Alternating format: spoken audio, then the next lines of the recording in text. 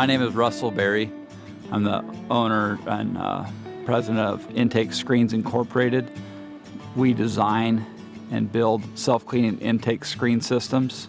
A screen is a barrier between the water in a river and the pump or irrigation system. There's environmental compliance rules or regulations that would require someone that's pumping water out of a river to put a screen on their intake. An intake is usually a diversion off of a natural water source. So it can be where someone's taking water out of a lake, a river, or a stream, usually for city water intake or irrigation or farming. Most of our screen systems are based around fish protection. There's federally protected anadromous fish. Anadromous fish are fish that migrate from the tributaries out to the ocean and then back up into the tributaries to spawn. Those fish are federally protected, and so there's fish screen criteria that we design screen systems around so that the screen will comply with the state and federal regulations and also stay clean. If you put a fish screen on a landowner's pump and they don't work, they usually get taken out and not used. And so in order to have a fish screen that will be left in the river or waterway, it has to work. The screen systems that we typically design, we use a wedge wire screen material, which is a triangle shaped wire that's spaced about 1/16 of an inch apart, or a 1.75 millimeter slot opening. And then for every cubic foot of water, we have 3 square feet of screen surface as a minimum, so that we have real low velocities going through the screen. If you were to dive on a screen and hold leaves or trash up against it, you typically see that trash float away. You shouldn't be sticking on the screen. And so we'll try to position a screen in moving water so that you have sweeping velocities to carry any trash or debris downstream. Behind me is a screen system that operates in 3 feet of water, and in the summertime this body of water will get a lot of algae and aquatic growth that would naturally plug up a screen. So the screen has a self-cleaning system where it has 3 external brushes that rotate around the exterior surface of the screen. Water diversions in the Klamath Basin will mostly be gravity diversions, where the landowner will open a gate and just divert water off of the main channel into a canal system. These sites are challenging because you generally have real low water depth. A lot of times there'll be a lot of organic algae, weeds, and a lot of times there's no power available. To screen that down to a 1.75 millimeter slot opening and have it be maintenance free is challenging.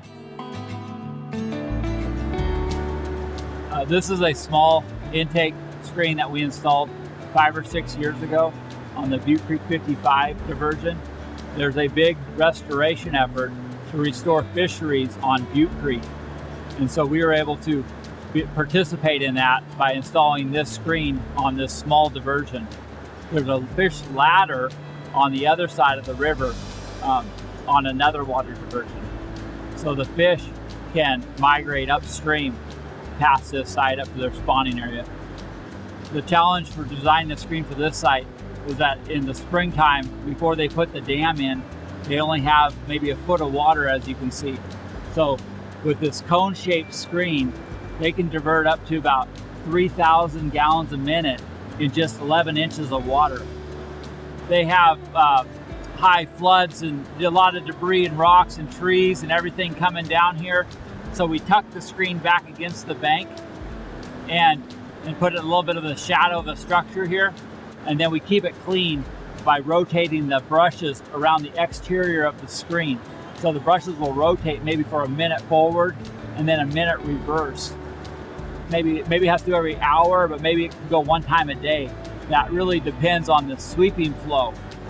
If there's a current to carry debris away, then we don't have to clean the screen as often because the debris goes away. If there is no sweeping flow, then we'll have to run the screen more often. I think that we installed this screen about 5 or 6 years ago, and nobody manages this site. Nobody has to mess with the screen to be cleaned. It's turned on, it goes through a cleaning cycle a couple times a day, and that's it. Nobody's touched the screen or the controls for it in years. Intake Screens Incorporated has over 25 years of experience designing screen systems that comply with the state and federal fish screen criteria, while also designing screens around all the different site conditions, whether it be no power available, low water or shallow water, barnacles, high gradient rivers, a lot of sand and gravel moving down, trees, ice. And so we'll design a screen system that's custom designed for each site to, withstand the site conditions and be as maintenance free and hands off as possible. Our background is my dad worked on a ranch in Nebraska in the 70s, and he was pumping out of the Niobrara River, and he made a self-cleaning screen for his pump. And then he had a business all through the 80s building irrigation screens, or screens just to keep leaves and pine needles out of his irrigation system.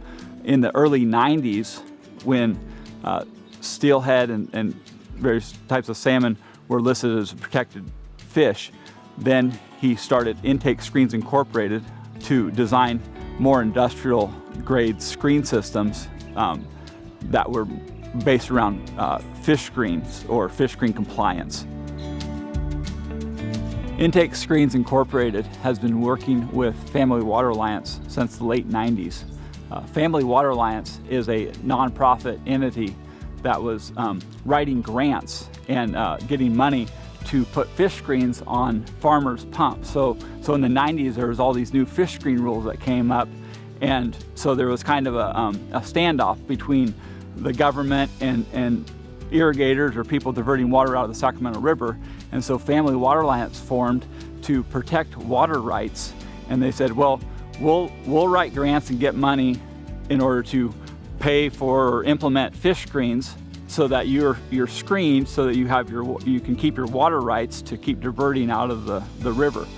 And so we moved up to Sacramento to work on these projects and have developed a whole wide range of screens to work in almost any scenario. A lot of that came from our work with Family Water Alliance. I think that we've worked on maybe 45 projects over the last 23 years.